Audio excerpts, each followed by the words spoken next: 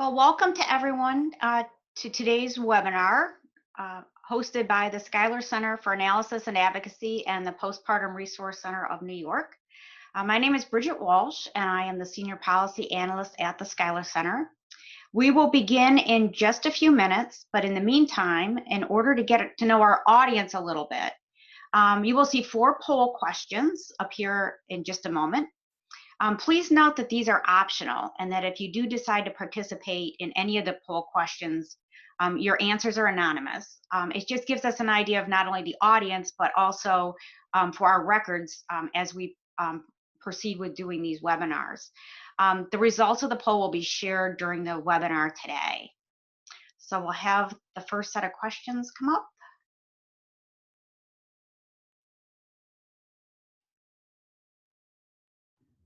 Thanks, Bridget. I'm going to leave the poll up for about 1 minute to give everyone a chance who chooses to answer the questions to answer them.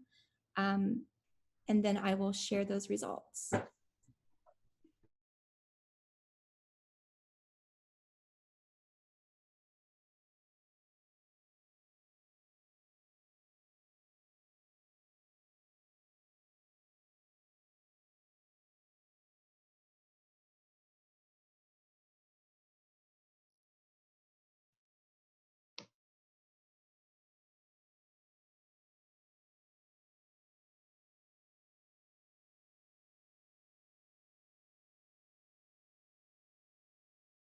Great, I'm gonna leave it up for about 15 more seconds or so.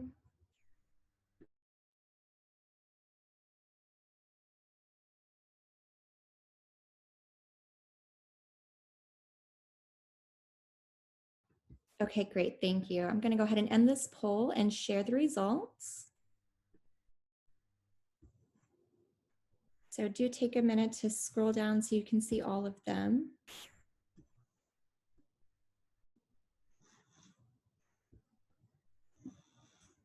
All right, great. I'm going to stop sharing this poll set.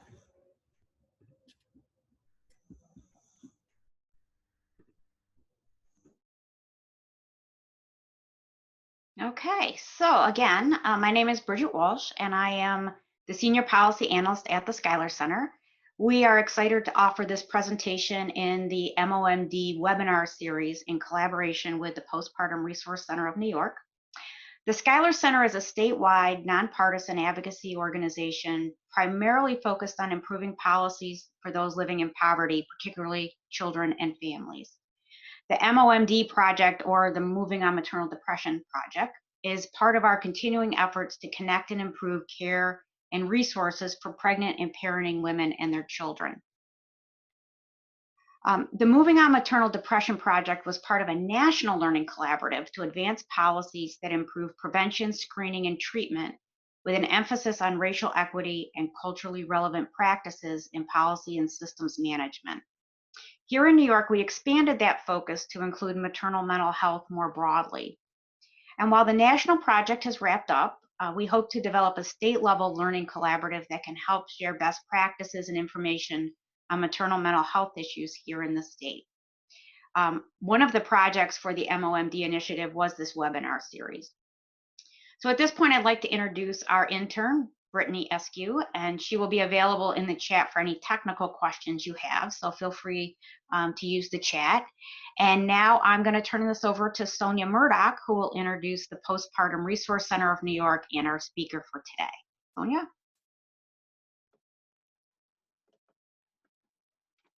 Hi, thank you to Bridget and the Schuyler Center and everybody who's joining us here today. I'm Sonia Murdoch. I'm the Executive Director and co-founder of the Postpartum Resource Center of New York. We're a statewide nonprofit organization helping New York State parents-to-be, moms, dads, and families get to the help they need for perinatal mood and anxiety disorders, also known as PMADS. And we've been helping New York State families since 1998. Our statewide toll-free helpline is available 7 days a week with additional support from Moms on Call, and also we have family telephone support. Online, there's free access to a statewide PMADS resource directory. We also offer education on perinatal mood and anxiety disorders through our training institute, including our Circle of Caring support group program, and various initiatives such as Project 62, the Lisa Mary Riley Visioning Educational Series, and Take Care of You.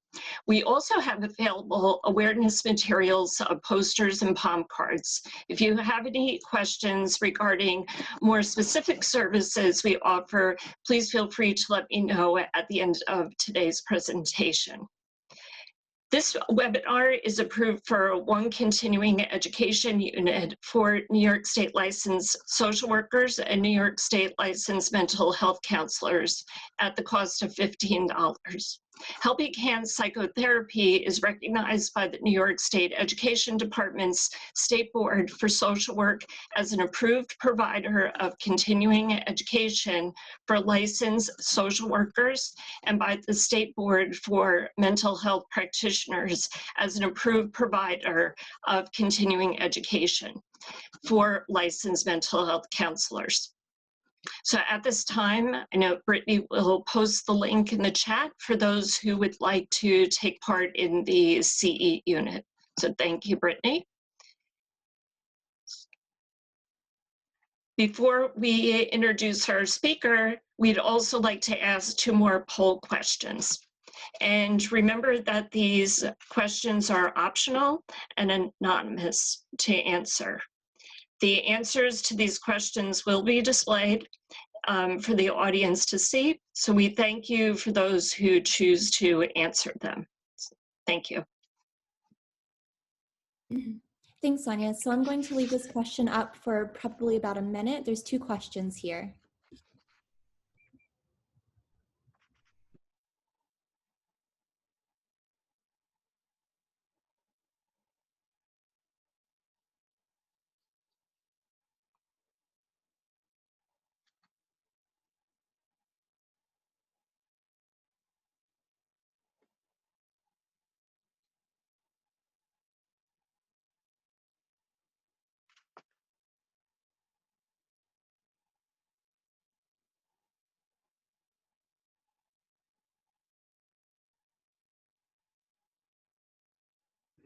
Great, I'm gonna leave it up for about 10 more seconds.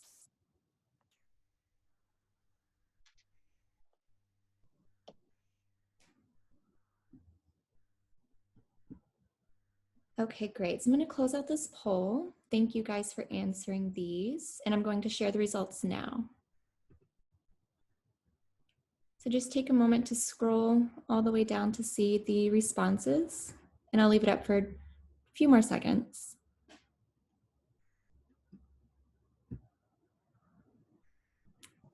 All right, great. Thank you guys. Okay, thank you for those who were able to participate. Thank you. It's my great pleasure at this time to introduce to you our special guest speaker today, Vanessa McMullan.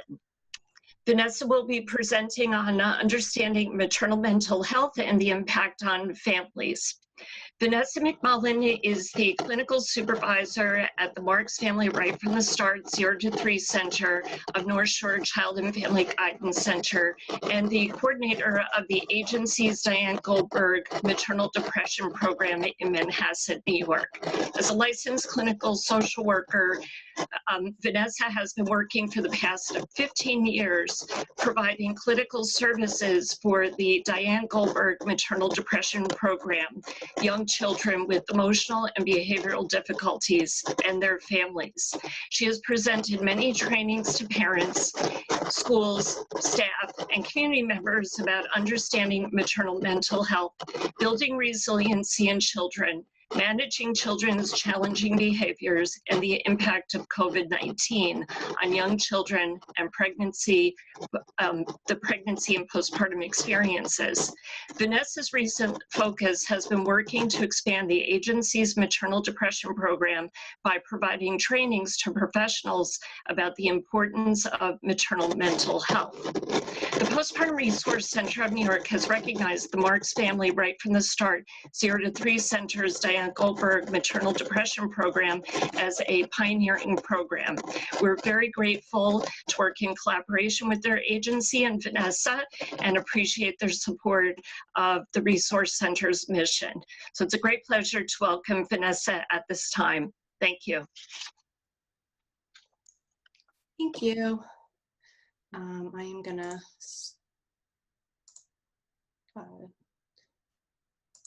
I need to share my screen, but I can't do it at that. Thanks. Okay.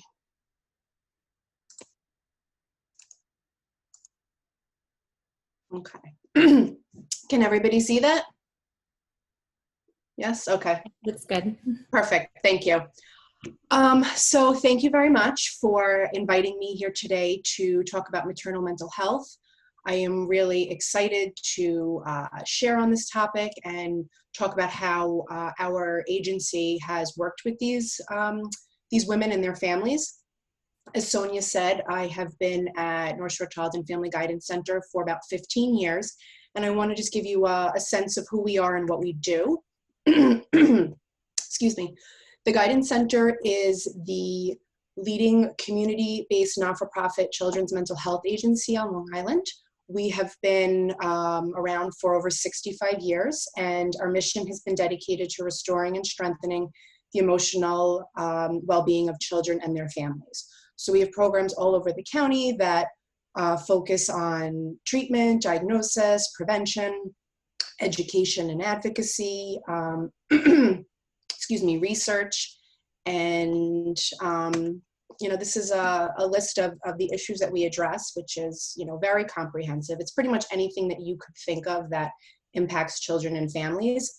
And, you know, it's not just mental health services. Obviously, that's a big part of what we do, but we also, excuse me, do substance use services. We have programs that are specifically focused on children with learning and developmental issues. A big part of what we do is triage and emergency service work, where we have suicide prevention programs. That's where our maternal depression program falls under. We have bereavement and trauma, specific things that focus on early childhood. We have programs in the schools. We have intensive home-based services. We have specialized programs for at-risk groups, such as the Latina Girls Project and our Wilderness Respite program. We've gotten creative. We have an organic gardening program that we do. We've got a nature nursery, which is a sensory garden built for young children. And then we're also well known in the community for response to crisis. You know, most notably called in during the pandemic around anti-Asian bias. So, you know, we really have a presence and work in really exciting, innovative ways. And then, as you can see, we're involved in advocacy. So, you know, as you can see, the agency views children in the context of their families, their relationships, their environments. So in order to work with children, we always work with the family. And, you know, when parents seek treatment for their children, we explain what that's going to look like. We have to emphasize that therapy is a family process. And, you know, there are oftentimes, you know, again, I work with the little ones, well, they'll say, oh, you know what, I'm just going to wait outside today. Or, you know, she wants to see you alone. And while, you know, there's some importance in that piece, it's not really the most effective modality for young children.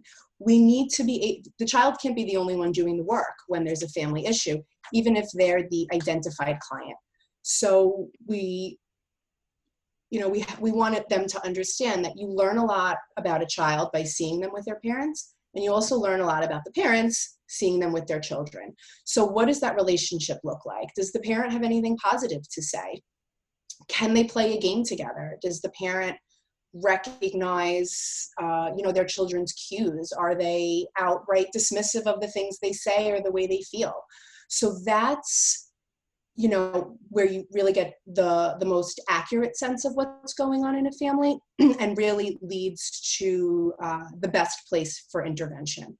So that concept, the idea of assessing the family's presentation of the problem by looking beyond the child, is what led to the development of the Diane Goldberg Maternal Depression Program about 20 years ago.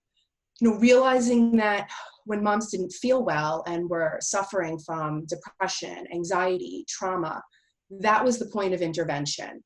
And it was an innovative idea in that, it becoming clear that by the time the families brought the children to us, it was too late already. Things had already gone too far. So that's what we did. We shifted the focus and we worked with moms on their needs, their difficulties, and that's when we were really able to see some remarkable things. So here we are, 20 years, after we developed that program. Some things have changed and some things have stayed the same, but there has been tremendous movement in the recognition, services, screening, treatment, advocacy, all of those important things related to perinatal mental health. Thanks to organizations like Postpartum Resource Center of New York and Postpartum International, there's immediate support and guidance for families that are impacted by this. But there still is a great need for compassionate, educated professionals that can help these women know that they're not alone. Because, despite all of this progress, there's still a stigma that exists. And there's a lot of shame in a woman admitting that she's suffering from a maternal mental health issue. And there's shame in admitting that motherhood is less than 100% wonderful all of the time. Many of the moms we work with report feeling blindsided, that really nobody told them that it could be like this, and that there are some parts of motherhood that are just awful. And because, when they feel these things and they don't know that other people do as well, it makes them think that something's wrong with them. So a lot of them suffer in silence, and the consequences of that are really monumental. So, I want to take a look today at maternal mental health and understanding what that is, and then, the implications on the family. So a couple of quick things that I usually just like to start with.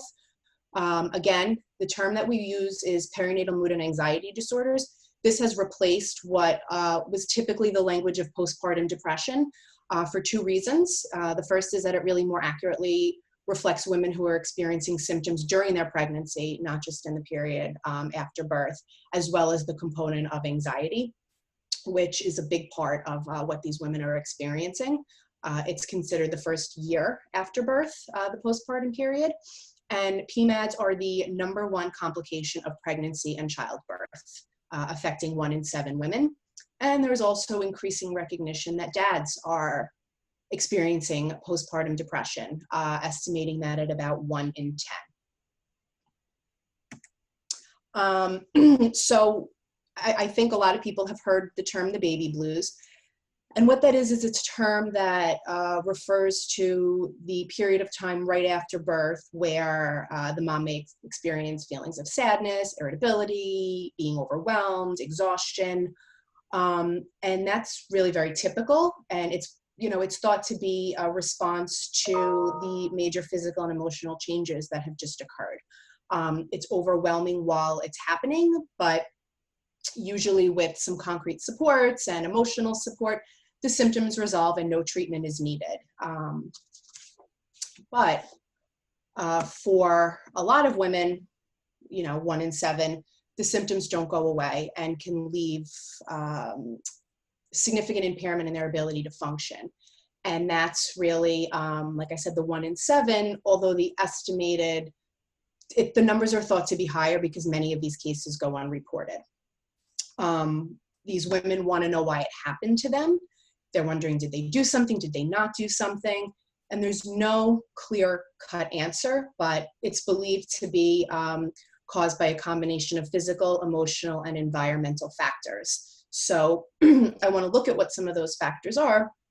And I also like to just remind, because we're also talking about young children, that a lot of these risk factors impose their own consequences on children and families, even unrelated to the maternal mental health piece. So, you know, these are certainly family issues.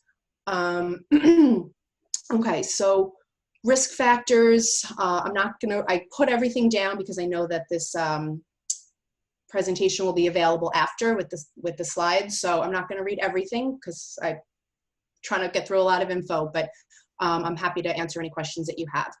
So, you know, anytime there's a history of mental illness, sensitivity to hormone changes, there's a drop in hormones right after the birth, and some women are just more sensitive to that.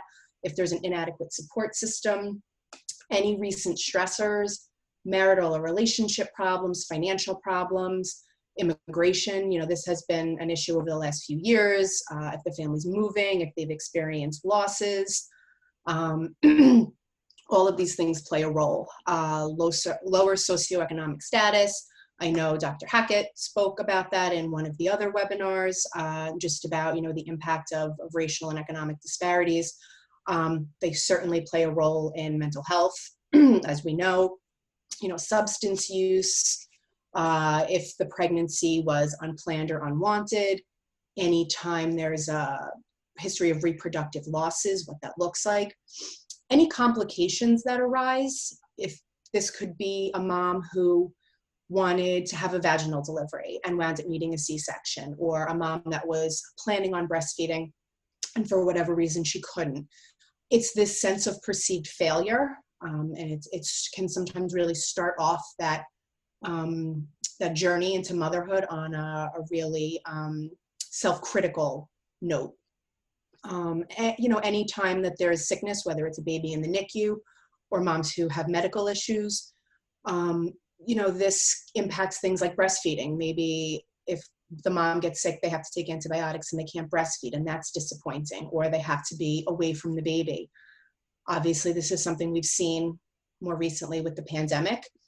It's, you know, the thought of spending your first 2 weeks, you know, as a mother away from your child due to regulations about isolation is really, you know, such an awful, unusual thought. So that's something that has caused a lot of moms to experience some struggles after delivery. Excuse me. A family's culture can play, it can be a risk or a protective factor. And I have to say, it makes a big difference. The families that are supportive and nurturing and recognizing to the moms and their struggles makes a big difference in how the mom recovers. However, you know, the opposite is also true. So, you know, sometimes it could be as simple as an overbearing family member or someone who makes the mom feel judged or inadequate. And, you know, it exists on a larger scale as well, which is culturally there are, you know, cultures that don't believe in mental health issues. They don't validate mom struggling. They say you need to just get over it. This is what motherhood is. And it really makes these moms not feel heard. And that can certainly cause them to internalize and not want to share how they're feeling. So always paying attention to the cultural piece of what's going on with families.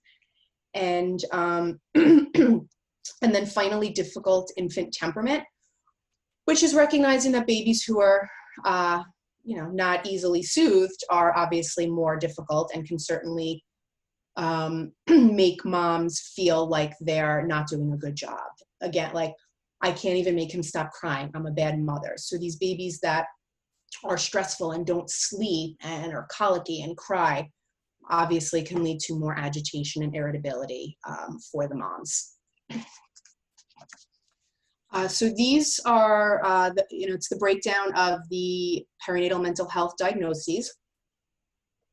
So we're going to look at what those are. So the most typical one that we see is perinatal depression and anxiety. As I said before, it can begin during pregnancy or within a year after delivery. And these are the symptoms, and they typically last more than 2 weeks. You you know, things like depressed mood, not wanting to get out of bed, withdrawing from friends and becoming isolated, feeling hopeless, feeling like things are never going to get better, guilt.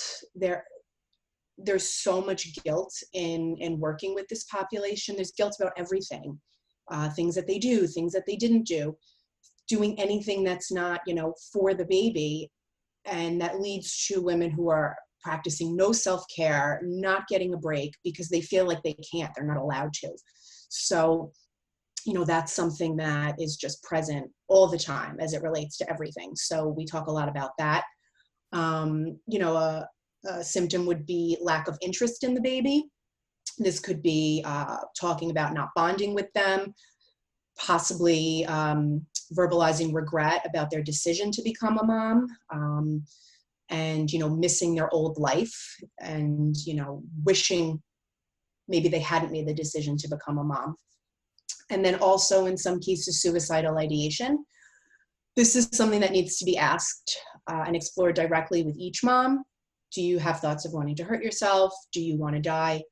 And what we find a lot as an answer is what we call passive suicidal ideation, which is that these moms don't want to be dead, but they want to break. They say, I just want to get in my car and leave. I want to escape. And that's really what it is they're just so overwhelmed with things that they just want to get away. And, you know, sometimes in instances where they feel like they're really not doing a good job, they think their baby and or their family would be better off without them because they are such a bad mother. So really working to understand that if a mom is going through this, that's exactly where you want to start with for intervention. And then also, as we mentioned, including anxiety. So feeling overwhelmed, worrying that something is going to happen to the baby, panic attacks, things like that. So worrying that something is going to happen to the baby is actually a pretty common thing that moms have. Looking at it as it relates to OCD, it goes a step further. So with OCD, the mom can experience obsessions about the baby.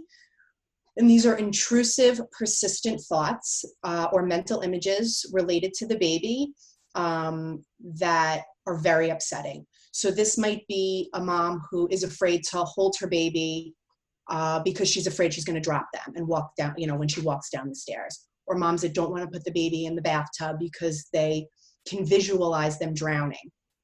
And when these thoughts happen, the mom, you know, they're incredibly upsetting to the mom. They worry, like, does this mean I want to hurt my baby? I don't understand. I love them so much. So, you know, helping them to understand that that doesn't mean, that's not what it means. You're not a bad mother. These are obsessive thoughts. And we work to try to, you know, help them understand that, and also try to educate professionals because, you know, and we're going to talk about this in a little bit, but there can certainly be the misunderstanding from people who aren't aware of this, that this means homicidal ideation. They want to hurt the baby, and that's not the case. So if it's not understood correctly, the wrong intervention can happen, and those consequences are catastrophic on their own. So, you know, in addition to the obsessions, you know, it's thoughts about the baby dying from SIDS, worrying about illness and germs, which at this point in our lives is a valid concern in a lot of ways.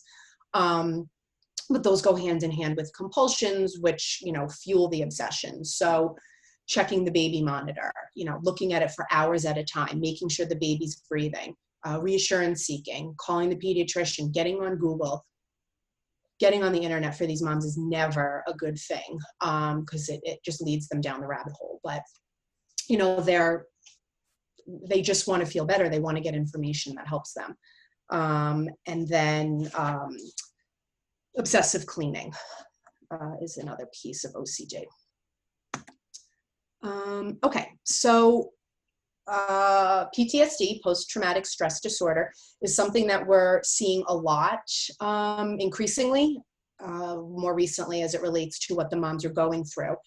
And this is most often caused by real or perceived trauma during the delivery or postpartum experience. So this could be OB complications, feeling like it was not a good labor and delivery experience, feeling powerless. And then obviously if there wind up being more serious issues like NICU or stillbirths.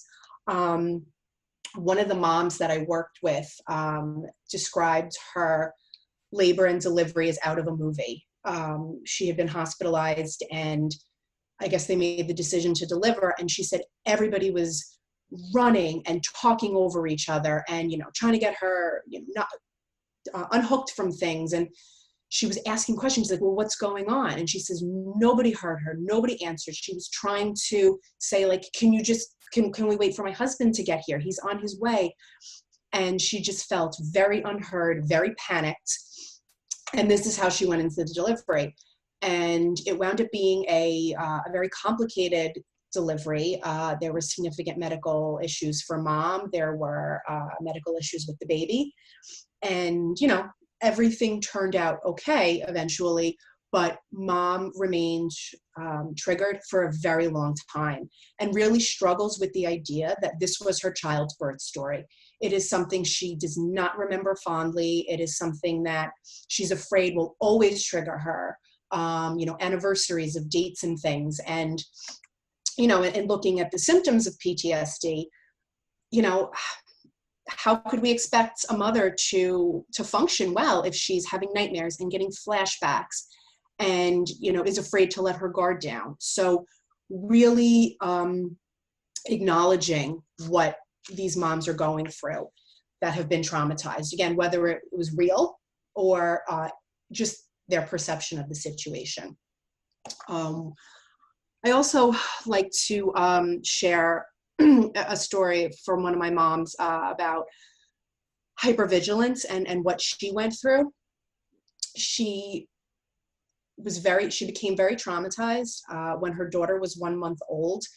The baby became severely and rapidly ill, and mom noticed and intervened in a way that wound up saving the baby's life. But once the baby recovered, mom felt that she always had to be on alert. She didn't think that anybody else could watch the baby the way that she could. She was convinced the baby could or would get sick again. And, knowing how close she came the first time and sort of getting lucky that she caught it, she functioned in this state of constant monitoring and anxiety and waiting for a problem. And, as we can imagine, that's not a sustainable way to function. So really helping her process what that looked like and, her fears and everything and helping her move forward because, obviously the baby got very, very sick, but the baby's going to get a fever again. The baby is going to have a cold. There's going to be typical things that the family experiences that need to be tolerated. So that was a big part of the work we did, being able to move on from that in an appropriate sort of way. Okay. Bipolar disorder, the presence of depression along with mania or hypomania. Things that we would want to look for are things that we typically wouldn't see in a new mom, like not needing a lot of sleep or feeling overconfident. So just, really monitoring, that would be a concern if we had moms who had a lot of energy, we're talking really fast. In severe cases, bipolar could be indicated by delusions or hallucinations, but those are also present for postpartum psychosis. So it's important to know that postpartum psychosis, is an emergency situation. It's very rare, but it's characterized by a loss of contact with reality. So, this may be moms who are showing mood swings, agitation, paranoia, confusion. And the reason it's so urgent is because there's an increased risk of suicide or infanticide, which is moms killing their babies. And it's important because the mom is experiencing a break from reality. So the delusions may make sense to her and cause her to act in a way that she never would.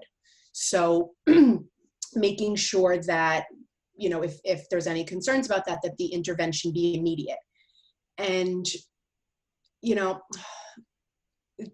unfortunately, these are the cases that a lot of time gets reported in the media, you know, for the tragedies that they are.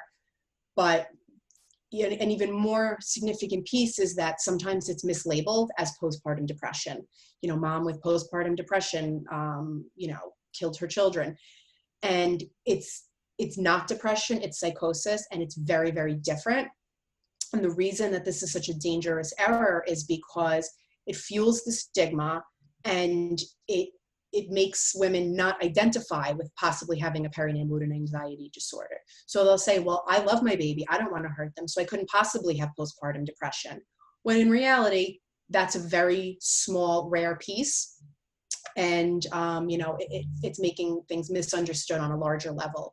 So these women need a higher level of care. They require a higher level of care than we provide in our outpatient clinic. So, you know, we encourage that they get help immediately. And this is, I just like to put this up here. As I said before, there's increased recognition about fathers experiencing postpartum mental health issues, and just a little side by side of the different ways in which that presents. And, you know, so when we lay out all of this information, it can appear pretty obvious to us what's happening, but when families are going through it, many times they don't realize what's happening. Family members don't know what to do when someone seems to be suffering. And the longer that it continues, the more difficult it becomes to address. So there's increasing recognition about the importance of intervening early and, you know, as the most effective way to help these families. So what that means is screening and treating as early as possible, even prior to the onset of difficulties. And I'll talk about what that means. But it's basically identifying these women as early as possible for the best possible outcome. So if we reflect back to the risk factors that we talked about, many of them were present before the pregnancy happened, or before the baby was born. So by paying attention to those risk factors, practitioners better identify women with a higher risk of experiencing a PMAD. And I put in some information here from ACOG, the American College of Obstetrics, that recommends depression screening for all women, both as part of the well woman visit and during the perinatal period.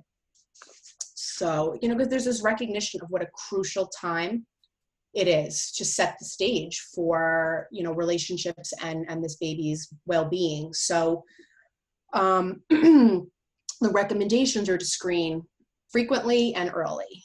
And ideally, this is what that looks like. You know, according to Postpartum Support International, again, routine screening for depression, so ongoing from you know, their primary care or OB as a standard practice of care, regularly during the pregnancy, and then in the first postpartum obstetrical visit, and then ongoing OB and gynecology care afterwards. And you'll see I have a little star next to pediatric visits.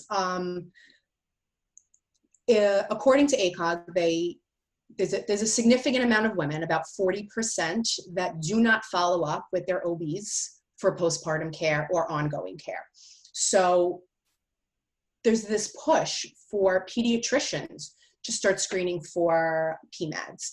Because if we think about it, if the moms are neglecting their own care, their own needs and appointments, you know, that's happening, but they're bringing their kid to the pediatrician. So if the pediatrician can look at these moms and say, something doesn't seem right, it's going to lead to more women getting connected to services, understanding what they have, you know, available, and getting the help that they need. So I always am so happy when I get a referral from a pediatrician, because it means that someone's paying attention. So I know that this is a lot of screening recommendations, but the good news is that screening is easy, it's quick, it's very, very workable into our typically busy lives at work. So I included information about 2 screening tools. The first is the Edinburgh Postnatal Depression Scale. This is what it looks like. It's the it's specifically designed for prenatal and postpartum symptoms of depression and anxiety. It's self-administered, it's quick, it's free, it's available in a lot of languages, it's validated, it's easy to understand. It's also recently become validated for use in diagnosing fathers with postpartum depression. So, you know, the scoring is just so easy as well. It's self-explanatory. So this is something that is a great tool to use. And then there's also the PHQ-9, which is another self-assessment, easy, brief, easily scored. And this screens for ongoing symptoms of depression. So this would be a screening tool that you could use before the mom becomes pregnant to assess for risk factors. So I encourage everyone to get familiar with these. I know some of you might already be. Okay. So when we look at all of these things, it's really not hard to see the ripple effect that this is going to have on children and families, short-term and long-term. When maternal mental health issues go untreated, it can cause, you know, obviously relationship issues, difficulty bonding with the baby, connection.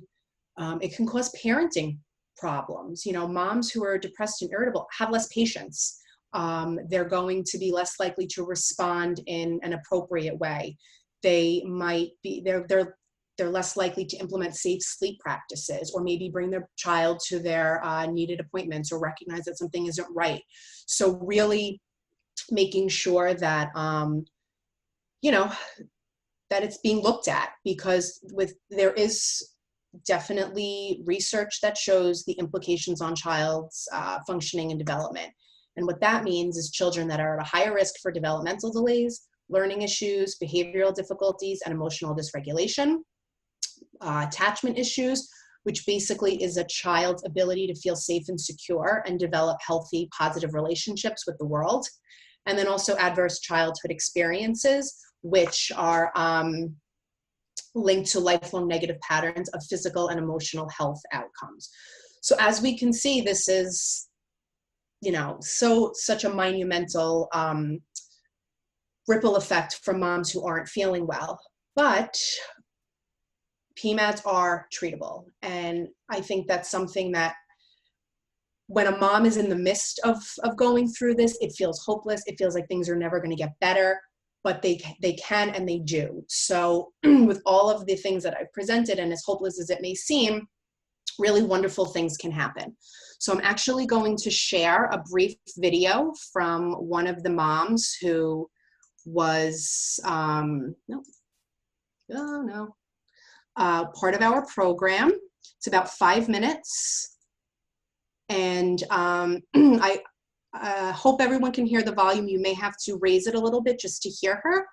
But Brittany, let me know if there's an issue, but I'm going to play it now. Hi, my name is Christina Martinez, and Vanessa McMullan has asked me to speak with you today as a former patient of North Shore Child and Family Guidance Center. I entered the facility at 8 weeks after delivery. I am a mother of twin girls, 3 years, 5 months old as of now, Autumn and Amber. They're the light of my life. But mom didn't do so well in the beginning. I had a really rough time. Although there was an uneventful pregnancy and uneventful delivery, they were conceived through IVF, and it was a stressful event to have them in general, just for mom. But afterward, I was at their post-op first visit for physical, and my family physician, as well as now their pediatrician, said to me that there just seemed to be something off, and I agreed. I really didn't feel well. I would have crying fits for 45 minutes. I'd be perseverating on who was leaving the room with them. I couldn't catch my breath to explain myself. I am a physical therapist who works in pediatrics, who worked with psychologists and occupational therapists, speech therapists. Why couldn't I grasp this? Why couldn't I treat myself? Why couldn't I understand how to explain to people what I needed? It was so frustrating. I was referred to speak to an agency as well as to North Shore Child and Family Guidance. The agency just was honest and said, you need to wait. You need to be patient. We'll take you, but you need to come to the clinic early and to sit and wait. And all I had to hear was, I had already just asked you for help, and I just couldn't wait another minute. I wanted help as if it were yesterday. And North Shore Family Guidance was able to meet that need fully. From the first phone call to the last phone call, they were more than supportive. I can't rave enough about them. I was able to intake information right away as far as what the program was about and what I was feeling and what would encompass, what did it mean to be a part of attending a program developed by North Shore Child and Family Guidance Center. They looked into everything. They met all of my needs. And it was an easy application process. I got enrolled to have individual therapy and group therapy. The individual helped me to focus on, how to explain this to my family members who were helping me with the girls, how to meet that need, incorporating them when it was necessary and excluding them when it wasn't.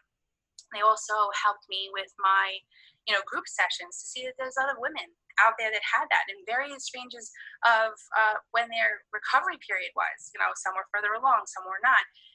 There was some difficult times when there was transition periods, when the group session became all of a sudden an individual session because the other patient was ready to leave. They were in a further along process of their recovery. It made it a little uncomfortable for me, but I got through that. Insurance issues. There was 2 changes of insurances while I was there. That too, over and done with because they held my hand all the way. I was fully supported. I even got a psych eval. And yet medication was never enforced, never pushed, never even visited unless I brought it up in my sessions. I am forever grateful for them. They have held my hand all the way and gotten me on the other side. I still don't think that today, with all the things I have to manage as a parent, being responsible for them from 4 to 7 was the only time that I had help. 4 to the time they went to bed. Other than that, I was with them by myself the entire time. And I had to manage all those stresses. And they were there the entire time to help me through all of that. And now I am feel comfortable to say that I can handle these minor bumps along the way that moms always come into. I can only hope that you can continue to expand, like the yoga program, like the mindfulness, just being aware that there are other support services to manage the stress along the way to help you through.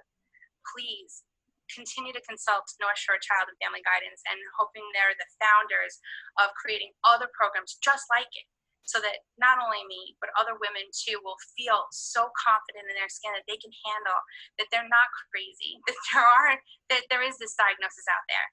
And I want to thank you. Thank you for your time today. And I hope during this very precarious time that you and your families are healthy, safe, and sound. If we don't have our health, we don't have anything. Thank you very much, and all the best in your future developments. Bye now. So that, okay, I think I'm back on. So that was Chrissy. I was so grateful for her to share. She really felt, as she progressed in treatment, felt compelled to share her story in a lot of ways and open up to encourage other moms to talk about what they were, wanting to really pay it forward, which is something that we see a lot. So I have a few minutes left. I'm going to go kind of quick, just to tell you a little bit about our program and some of the important components of how we work with families.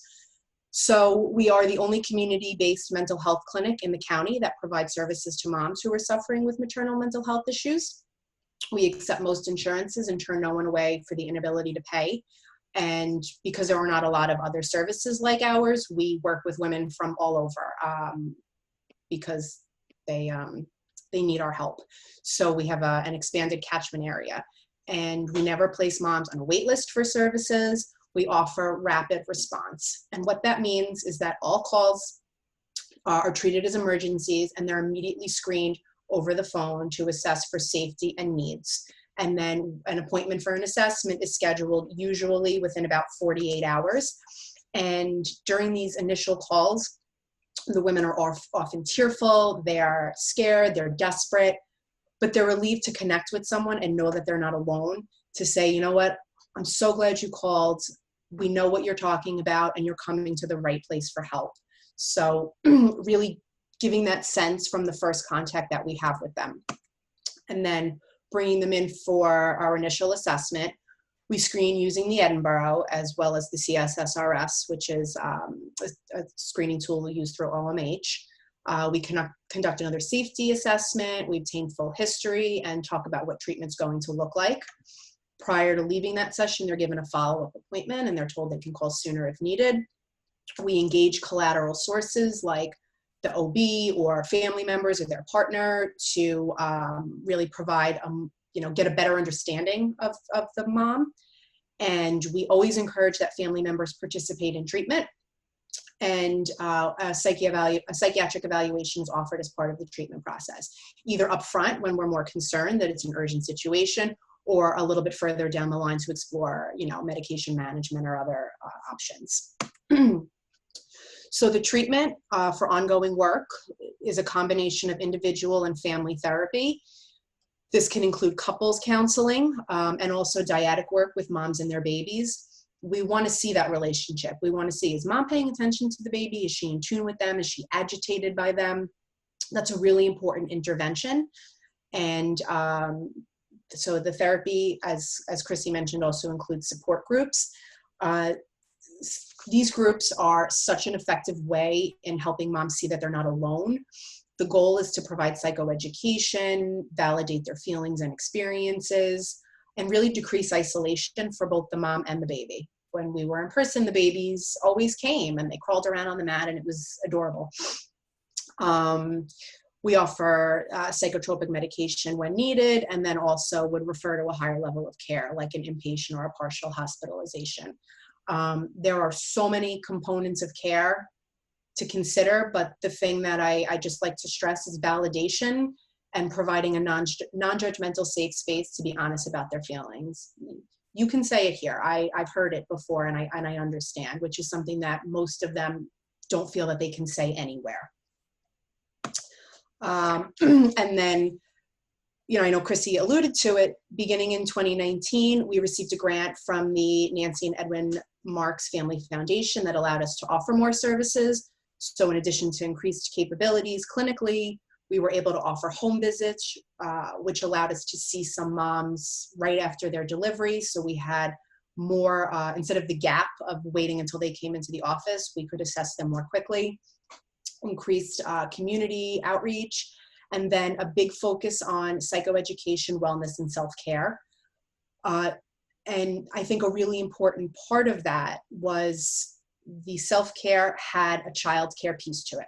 Most of these moms were neglecting their self-care because there was nobody to watch the baby, and you can't do yoga with your 6-month-old right next to you.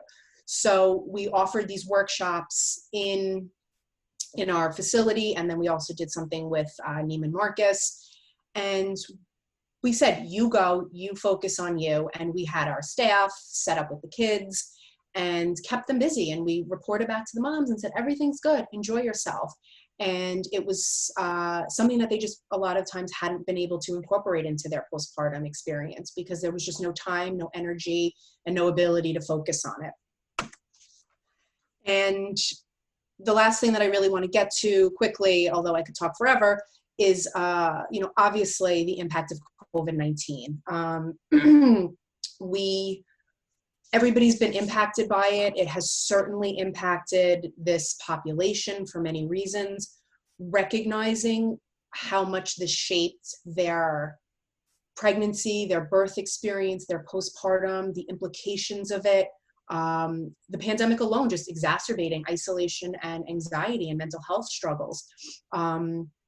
Women that had to deliver without their partner for that period of time where nobody was allowed in the hospital, or feeling like, you know, the doctors weren't their regular doctors. They were covered head to toe. You couldn't even see who was in the room with you, really leading to some significant trauma.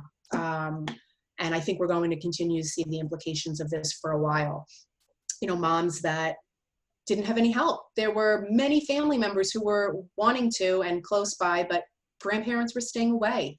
So, you know, I worked with one woman who just said, I want my mom. And it was so telling that these mothers needed mothering themselves. And, you know, that was just so lacking, more so during this period. So really, we're going to be anticipating some challenges with that, and as we certainly are already. So I'm going to stop myself because I want to leave time for questions, which is quick. But here's my contact information. Please reach out to me, you know, reach out to the agency. I'm happy to talk more. I'm happy to share. So thank you very much for listening.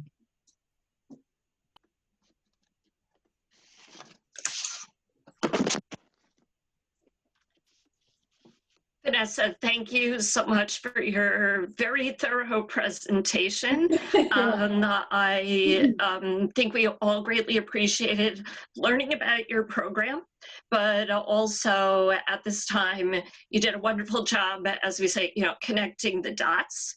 So really helping us to learn about maternal mental health with the early childhood, social emotional development, behavioral development needs, as well as you really touched upon that ripple effect of what happens when maternal mental health is not treated, and what happens further with the family. So your program, I'm happy to say that, you know, sharing with all of us here today to show that all of you are working together, providing a solution in closing that gap.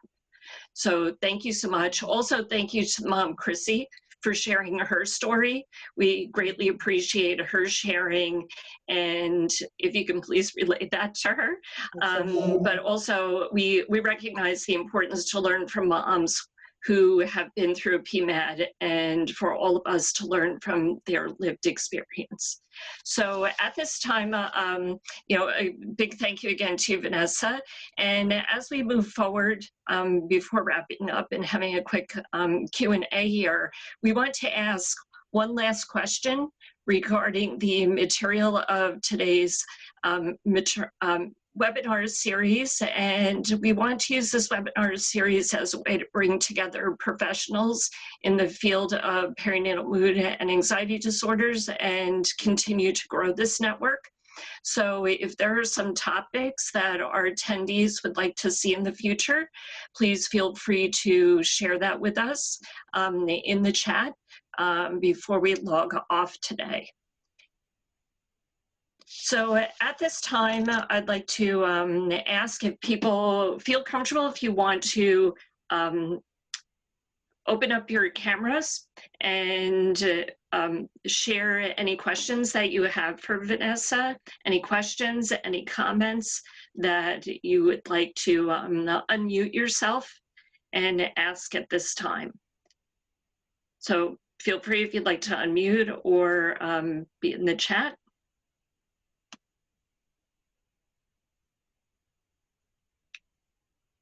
And I'll start off here as if we're waiting for other people to share here. But Vanessa, I wanted to ask also, I think one of the uniquenesses of your program is the rapid response.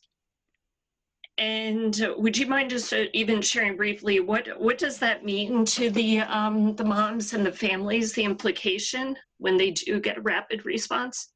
Well, there's something we hear a lot when a mom has expressed to someone that she's struggling. They can give a list of referrals, and the moms say that nobody called me back. You know, I've left messages. They don't take my insurance. You know, so all of these sort of barriers that stand in the way of mom seeking help.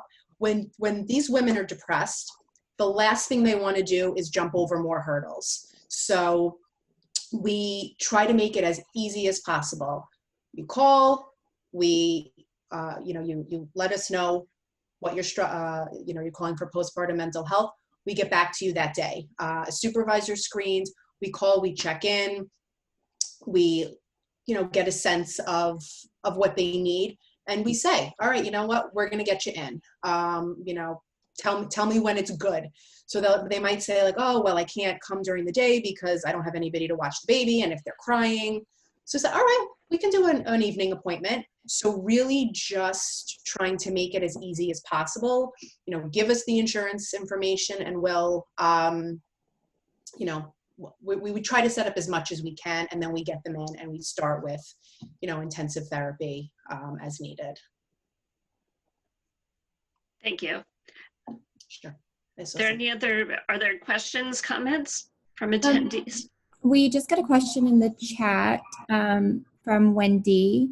I would like to learn more about paternal perinatal mood disorders. I wonder if more men are involved in birth and parenting, the more this is an issue. She made a good point about 1950s dads just kind of sat in the waiting area and didn't really do anything like change diapers, but 2020 dads seem to be fully involved. So are you guys seeing any increase in paternal perinatal mood disorders as well?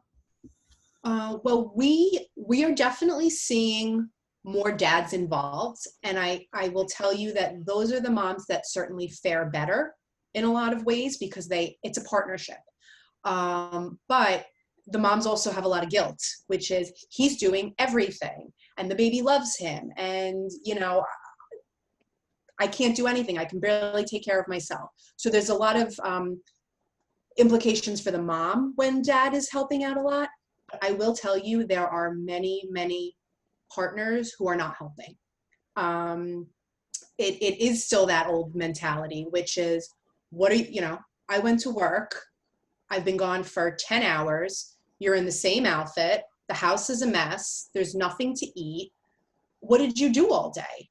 And, that is something that is so triggering for these moms because it's like, when you think about it, you really can't identify what you did all day, but you never stopped, you never rested. And, there's that real lack of understanding. One of my moms, I have to just say this so quickly. Her husband had he got a week off after the baby was born and he kept calling it his vacation.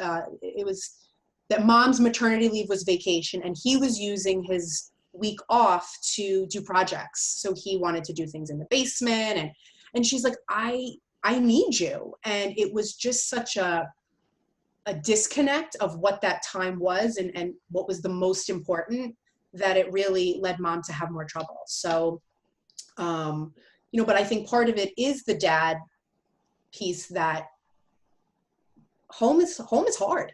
Being home with kid and a partner who's maybe upset and struggling, it's easier to go to work in some ways and be disconnected.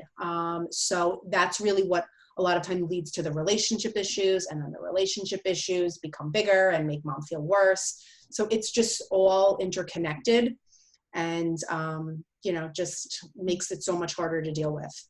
Now, Wendy actually had a follow-up question to that, and I'm not sure if she wants to elaborate more, but she says, which dads are experiencing perinatal mood disorders? You mean the ones that are involved and the ones that are not? I don't know. I'm actually not too, I don't know if I've ever really looked into that, because it is such a new piece of how we're treating paternal mental health or family mental health. So I actually don't know. Great. We also have another question from Darcy. Do participants come to you primarily through pediatric or postpartum care visits? And have you noticed or seen participants coming from your NICU? Well, so I'm sorry, what was the first part again? The first one, do participants come to you primarily through pediatric or postpartum care visits? I guess as referrals. Okay, well, we're not affiliated with a hospital. We are a standalone clinic. So we have tried to develop relationships with the local hospitals, but also, the OBs and the pediatricians. Primarily, our referrals come from the OBs and Sonia at the Postpartum Resource Center of New York. We have a certain, there's certainly women that come referred from other clients that have either previously been in our program or are currently in the program, they you know, tell family or friends that they should also come and get help. We have moms that return to treatment that, you know, maybe came to us after their first baby was born, and then when they're expecting another child, they say, I don't want to do that again. Like, I want to start now. So, you know, that's something that we see. And then we're starting to get more referrals from the pediatricians. But we have relationships with one of the local women's shelters. You know, they refer clients to us. It really kind of comes from everywhere. And there was a second part to that, which I don't remember. That's okay. The second part says, have you noticed or seen participants coming from your NICU? We don't really get referrals straight from the NICU. It usually comes in some other way. I think because when the moms, when the families are having a NICU experience, they're a lot of times connected to the hospital services in that place. And then, you know, perhaps after they might come to us. You're welcome. Any other questions, comments at this time? Okay, well, we're going to wrap up then. And Vanessa, again, thank you for your time and for helping to increase all of our knowledge here today. The importance of screening for PMADs, the overview of PMADs, and the connection, the implication of untreated PMADs on children and the family. I do want to, we want to invite everybody here today. Please continue with us on the Moving on Maternal Depression webinar series. And you can find previous MomD webinar series webinars that are posted on the Schuyler Center for Analysis and Advocacy's website. Please also sign up there for future correspondence with us. And our next webinar, please join us on December 2nd, where we will welcome Christine Kowaleski, psychiatric nurse practitioner from Crouse Hospital in Syracuse, who will be presenting on Building the Village for PMADs, hospital-based perinatal family support program and clinic. So thank you again for everybody joining us, and we hope that we'll see you next time. Thank you again, Vanessa. Thank you.